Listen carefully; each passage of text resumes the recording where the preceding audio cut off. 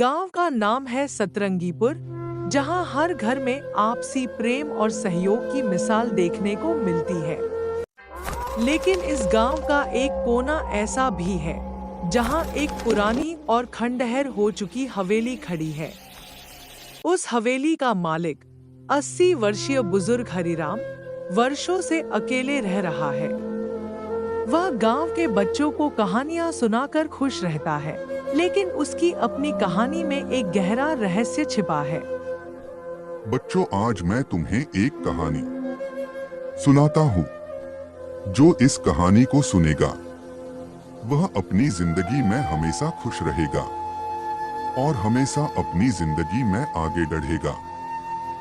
हरिराम हमेशा गांव वालों से कहता है, मुझे मेरी आखिरी ख्वाहिश पूरी करनी है, लेकिन वह किसी को नहीं बताता कि वह ख्वाहिश क्या है। गांव में मेला लगता है और हरिराम पहली बार हवेली के बाहर निकलता है। वहां वह एक बूढ़ी महिला को देखकर रुक जाता है।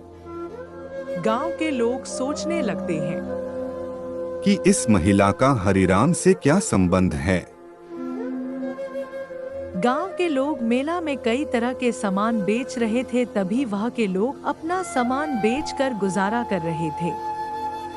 गांव के पास बसे हरे भरे जंगल के बीच एक रहस्यमय गुफा थी।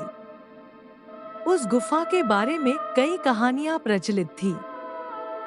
कहते हैं कि वहां अमूल्य खजाना छिपा है, लेकिन गुफा पर एक शाप है। हमारे नायक राम और श्याम इसी गांव में रहते थे।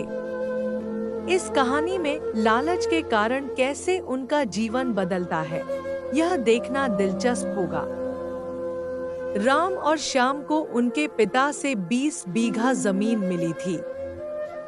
राम दिन रात मेहनत करके उस जमीन को उपजाऊ बनाता और अच्छी फसल उगाता, लेकिन श्याम को मेहनत से सख्त नफरत थी।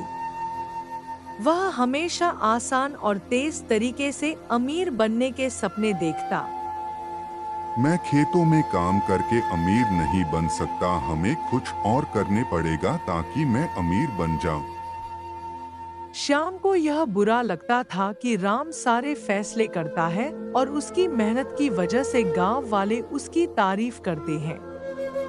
उसने सोचा, अगर मैं अमीर बन जाऊं तो राम मुझसे नीचे रहेगा और मुझे सबकी इज्जत मिलेगी।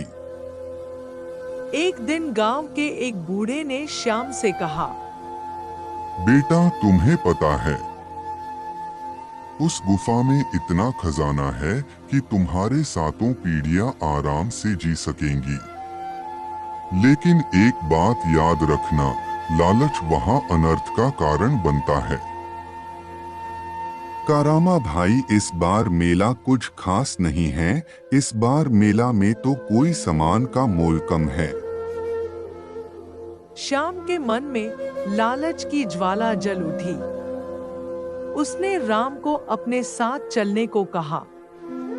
राम ने मना कर दिया, लेकिन श्याम ने उसे यह कहकर राजी कर लिया, भैया, अगर हम ये खजाना पालें तो तुम्हें दिन रात काम नहीं करनी पड़ेगी और हम शहर जाकर हम दोनों भाई मिलकर रहेंगे और आपको खेत में इतना मेहनती नहीं करनी पड़ेगी।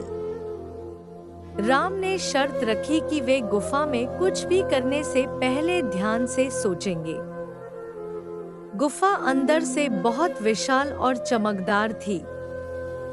सोने और चांदी के ढेर लगे थे। दीवारों पर अनगिनत हीरे और जवाहरात जड़े थे। श्याम खजाने पर टूट पड़ा। राम ने उसे रोका। भाई, यह लालच मत करो। पहले हमें सोचना चाहिए कि इसके पीछे क्या खतरे हो सकते हैं। लेकिन श्याम ने राम की बात को अनसुना कर दिया। जैसे ही श्याम ने सोने के बर्तन उठाए, गुफा में अजीब सी आवाजें गूंजने लगी। गुफा के अंदर का दरवाजा धीरे धीरे बंद होने लगा।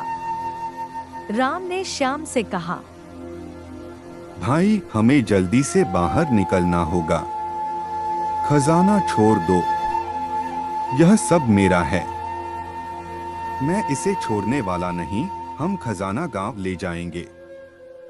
श्याम के हाथ से जैसे ही कुछ और गहने फिसले, गुफा की जमीन फटने लगी और अंधकार छा गया।